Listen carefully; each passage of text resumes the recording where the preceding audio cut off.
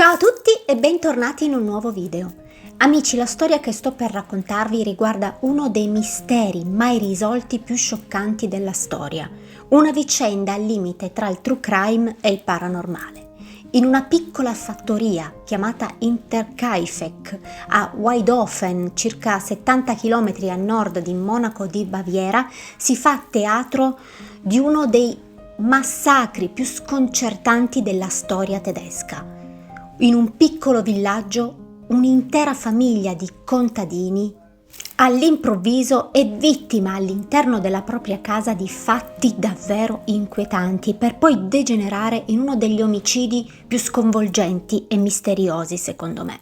Ma amici, prima di iniziare vi chiedo di iscrivervi subito al canale se siete appassionati come me di paranormale, misteri e storie true crime e di attivare la campanellina per non perdere tutti i miei prossimi video. Ma adesso iniziamo. Siamo a Weidhofen, un piccolo villaggio tedesco, ed è il 1921. In una piccola fattoria chiamata Interkaifeck, costruita sul fianco di una foresta molto vasta, viveva una famiglia di contadini di nome Gruber ed era così composta: Andrea Gruber, il capofamiglia, di 63 anni, la moglie Casilia, di 73 anni, e la loro figlia Vittoria, che era rimasta vedova, con 2 figli a carico, Casilia di 7 anni e Joseph di 2. I Gruber, come molti residenti del luogo, si occupavano di allevamento e bestiame e conducevano una vita apparentemente tranquilla. In paese però nessuno voleva frequentarli molto, perché sul loro conto giravano dei pettegolezzi davvero pesanti. Alcuni volevano Andreas Gruber come un uomo molto violento nei confronti della moglie, ma non solo, si sussurrava anche che abusasse sessualmente della figlia Vittoria e che il figlio Joseph era il frutto di un incesto. Questo era quanto si sussurrava in paese su questa famiglia, ma c'era anche chi li vedeva come una normalissima e tranquilla famiglia, come molte. All'improvviso però, all'interno della fattoria dei Gruber, si verificarono dei fatti davvero inquietanti. Si sentivano delle voci soffocate arrivare dalla soffitta, ombre apparire e sparire in ogni parte della casa, e si udiva il suono di passi sulla neve fresca quando poi all'esterno in realtà non c'era nessuno. Pensate che la loro cameriera, terrorizzata da tutto questo, un giorno in pieno inverno fece i bagagli di fretta e furia e andò via disperata, dicendo che quella fattoria era infestata da una presenza maligna. La famiglia non rimase sconvolta da questo gesto, perché anche loro erano stati testimoni di fatti davvero raggelanti, ma riescono a superare l'inverno come se tutto di colpo si fosse acquietato. Fino a quando però nel marzo del 1922 la situazione si ripresenta, ma più forte di prima. Passi, rumori e apparizioni erano ormai all'ordine del giorno, terrorizzando davvero tutti. Ma non solo, anche nel villaggio accadde qualcosa di particolare. Il pastore Haas un giorno trovò nel suo confessionale una busta accompagnata da un biglietto con su scritto un solo nome, Victoria Gabriel, e all'interno di quella busta vi erano 700 marchi d'oro, una bella cifra che rese molto felice l'uomo, anche se si chiese il perché di quel gesto. Passano i giorni e la notte tra il 29 e il 30 marzo una violenta tormenta di neve si abbatte su tutto il villaggio. La mattina seguente, Andreas, mentre fa il giro della sua proprietà per verificare che non ci fossero stati dei danni dovuti alla tempesta, si imbatte in qualcosa di davvero inquietante. Delle impronte fresche sulla neve che arrivavano dalla foresta e che facevano il giro di tutta la sua fattoria.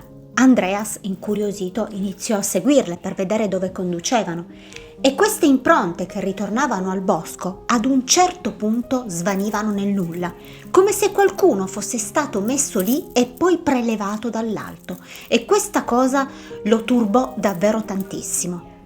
Preso dal dubbio che qualcuno gli fosse entrato in casa, torna subito indietro alla fattoria e si accorge che la serratura del garage era stata forzata. Da qui si poteva accedere molto facilmente alla casa. Trova infatti altre impronte vicino al generatore, ma in casa non era stato toccato o rubato nulla, e questa cosa lo lascia molto perplesso. Decide quindi di andare dal suo vicino di casa per capire se aveva visto o sentito qualcosa di strano, ma niente. L'uomo però non era per nulla tranquillo e quella notte non riusciva a prendere sonno, si girava e si rigirava nel letto, quando all'improvviso sentì dei passi arrivare dalla soffitta. Spaventato svegliò subito la moglie Casilia, che non sentendo nulla cercò di rassicurarlo, dicendogli di stare tranquillo, di tornare a dormire, che era solo la suggestione per quanto era accaduto quel giorno. Ma Andreas non è così convinto, infatti si alza di scatto dal letto, imbraccia il fucile e si mette a perlustrare tutta casa e non solo, esce fuori e gira tutto il perimetro della sua fattoria, ma non trova nulla. A quel punto, esausto, ritorna a dormire. La mattina dopo, il 31 marzo, Andreas decise di fare un nuovo sopralluogo.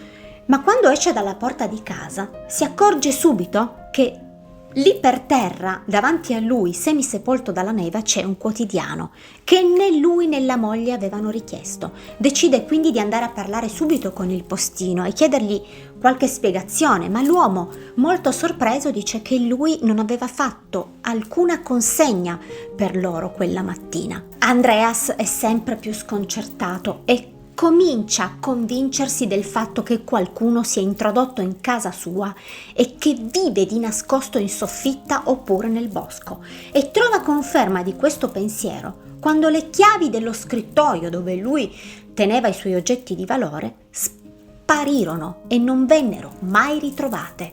Quel giorno alla fattoria Interkaifeck arrivò anche la nuova cameriera, una donna di 44 anni. E così arriviamo al giorno seguente, il 1° aprile, e da qui, amici, iniziano una serie di cose davvero molto strane.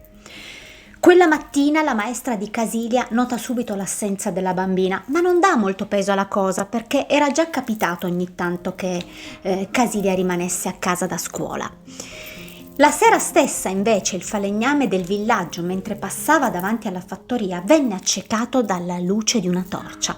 Pensava fosse Andreas che stava controllando l'esterno, ma quando si riprese da quell'accecamento si rese conto che lì sul posto non c'era assolutamente nessuno. Questa cosa lo lasciò abbastanza stupefatto. Diede anche un'occhiata in giro alla casa, ma il fumo che usciva dal camino gli fece pensare che era tutto tranquillo, quindi si incamminò verso casa sua. Il giorno dopo un'altra stranezza. È domenica 2 aprile e le donne della famiglia Gruber non si presentano in chiesa come erano solite fare, e questo fatto non passò assolutamente inosservato. Il giorno dopo, infatti, il postino, durante il suo normale giro di consegne, viene allarmato da alcuni particolari, tanto da fargli dichiarare più avanti, all'inizio delle indagini, che quel giorno aveva lasciato, come era solito fare, la posta sul davanzale della casa dei Gruber. Ma quando sbirciò dalla finestra, notò che il passeggino non era in cucina come al solito e la porta di casa era socchiusa. Una seconda stranezza si verificò il mattino successivo. Alle 9 si presenta alla fattoria il meccanico per riparare un guasto al trattore dei Gruber, ma in casa però non trovò nessuno. Il cancello principale era chiuso e anche quello sul retro, ed era una cosa molto strana perché solitamente alla fattoria c'era sempre la moglie Casilia. Dopo pochi minuti sentì il cane dei Gruber Spitz abbaiare dall'interno dell'abitazione. Decise quindi di aspettare pazientemente l'arrivo di qualcuno, ma dopo un'ora decise comunque di avviarsi sul retro per riparare il trattore come aveva concordato con Andreas, e durante quelle 4 ore di lavoro non vide mai nessuno della famiglia. Successe però qualcosa che lo lasciò abbastanza sconvolto. Finito il lavoro si avviò verso la casa e notò subito dei particolari. La porta del fienile, che prima era chiusa, era invece spalancata, e il cane, che prima era all'interno dell'abitazione, era adesso legato all'esterno. Ma non solo. Purtroppo Spitz era gravemente ferito ad un occhio e sembrava molto aggressivo. Ed era stranissimo perché quel cane era abbastanza docile. Questa cosa spaventò talmente l'uomo da farlo fuggire a gambe levate. Nel tragitto verso casa incontrò Victoria e Maria, le figlie di Lorenz Kittenbauer, il vero padre di Joseph che aveva avuto con Victoria Gruber. L'uomo le avvisò che aveva riparato il trattore dei Gruber, ma che in casa non vi era anima viva. Quando Lorenz venne a conoscenza di questo fatto, si allarmò e mandò subito i suoi figli, Johann e Joseph Dick, ma anche loro non trovarono nessuno in casa. Questa cosa allora allarmò tantissimo Lorenz, tanto da prendere tutti i suoi figli e anche i suoi 2 vicini di casa e andare a controllare lui stesso.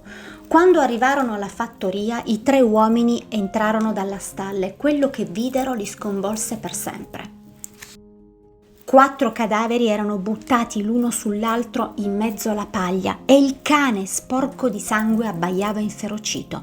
Lì accanto trovarono anche un piccone e quando entrarono in casa trovarono il cadavere della cameriera e anche quello del piccolo Joseph. Vennero avvisate immediatamente le forze dell'ordine e dalle prime indagini si capì subito che tutte le vittime erano state uccise con il piccone dei Gruber. Dopo le autopsie e vari interrogatori, i corpi di tutta la famiglia e anche della cameriera vennero seppelliti nel cimitero di Weidhofen. La fattoria Interkaifeck venne demolita per ordine del tribunale nel 1923 e al suo posto venne eretta una lapide per commemorare quell'accaduto. Ma cosa accadde veramente ai Gruber? Da quanto emerge dal rapporto di polizia, il 30 marzo le vittime vennero attirate nella stalla e uccise una per una. Prima la signora Casiglia, poi il marito Andreas e successivamente la figlia Victoria, per poi passare alla nipotina Casiglia. Pensate che in una mano della bambina vennero ritrovate delle ciocche dei suoi stessi capelli, come se li fosse strappata da sola. L'assassino entrò poi in casa per uccidere la cameriera ed infine il piccolo Joseph nella sua cameretta. Sembra che l'assassino rimase in quella casa all'incirca un paio di giorni, mangiando e dormendo lì dentro come se nulla fosse. E questo ci fa ricordare il camino acceso che aveva visto il falegname quella notte e il cane che aveva visto il meccanico quando era andato a riparare il trattore dei Gruber. Ma chi aveva potuto commettere una cosa tanto grave? Dei sospettati c'erano. Il primo e il più importante fu Lorenz Kittenbauer. Sembra che Lorenz volesse sposare Victoria, ma che Andreas si fosse sempre opposto. Forse c'era un odio tra i 2 uomini? Non furono comunque trovate prove sufficienti per incastrare Lorenz Kittenbauer. Un altro sospettato fu Karl Gabriel, il marito di Victoria, che era stato ucciso durante la Prima Guerra Mondiale, di cui non si era mai trovato il corpo. Forse era tornato a Weidhofen e aveva scoperto la relazione che aveva avuto Victoria con Lorenz Kittenbauer e dalla quale avevano avuto anche un figlio, e preso da un raptus di follia abbia ucciso tutti quanti, ma anche qui non si ebbe mai alcun riscontro perché il corpo di quell'uomo non fu mai ritrovato. Un altro sospettato fu Joseph Bartel, un uomo con gravi problemi mentali che aveva dei precedenti per rapina e che era stato rinchiuso in un manicomio che distava proprio pochi minuti da casa dei Gruber e da cui l'uomo era scappato. Questo era il sospettato più probabile per la polizia, perché secondo loro solo una persona con gravissimi problemi mentali avrebbe potuto commettere un'azione simile. Nel tempo ci furono altri sospettati, ma non c'erano mai abbastanza prove per poter indagare o inchiodare qualcuno. Si fece sempre più strada quindi la teoria del paranormale, soprattutto per quanto riguardava quelle famose tracce che aveva visto Andreas quella mattina della tempesta. Ma ovviamente la teoria decadde immediatamente. Pensate che nel 2007 degli studenti dell'Accademia di Polizia di Fürstenfeldbruck decisero di indagare sul caso aiutandosi con ovviamente tecnologie più moderne e furono in grado di identificare una persona come principale sospettato. Non fecero mai il suo nome però per rispetto dei parenti ancora in vita. Amici, una storia davvero terribile e molto misteriosa che ci fa porre diverse domande. Come riuscì un uomo solo ad uccidere 6 persone senza che queste riuscirono a ribellarsi, ad urlare o anche solo a scappare? E come mai la cameriera non sentì le urla di queste persone?